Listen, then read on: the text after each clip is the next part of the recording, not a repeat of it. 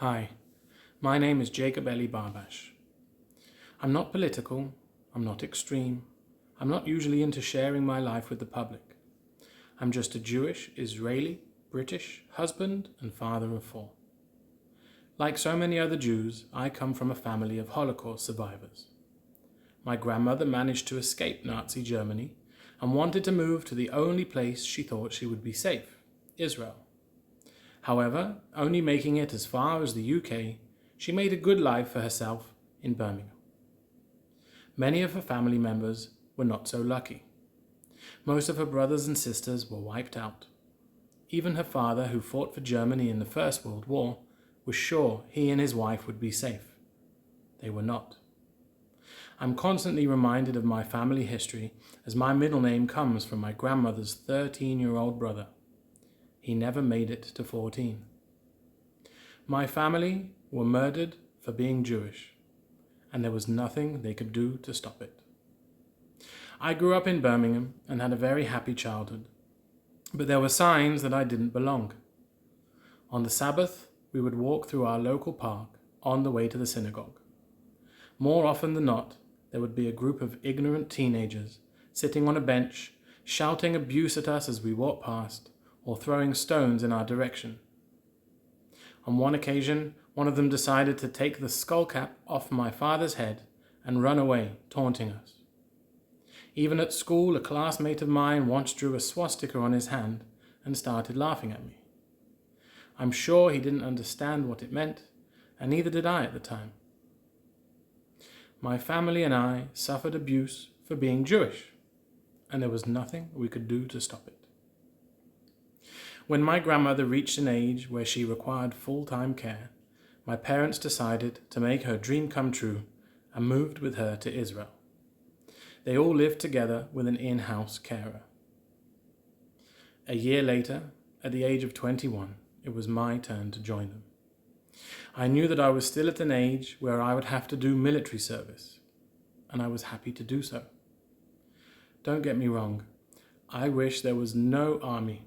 I wish 18-year-old kids, yes, kids, wouldn't have to learn how to use lethal weapons.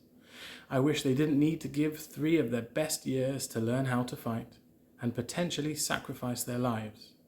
But that is not the case. Forget land, forget history, forget who has the right to live where and who promised what to whom. The truth is that Israel is the only place where Jews are free to be who we want to be. And we are surrounded by people who simply don't want us to exist.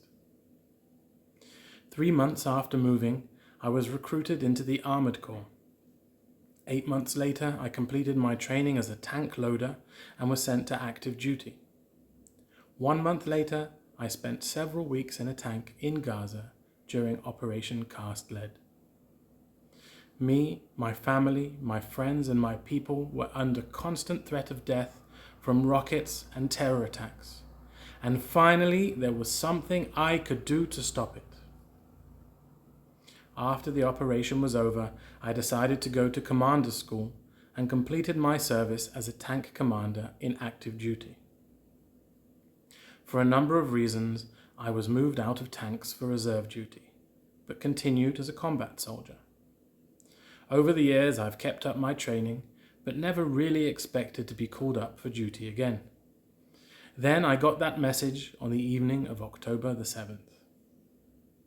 I am 37 years old. I have a demanding job as a manager in a big company. I have 3 little girls under the age of 6.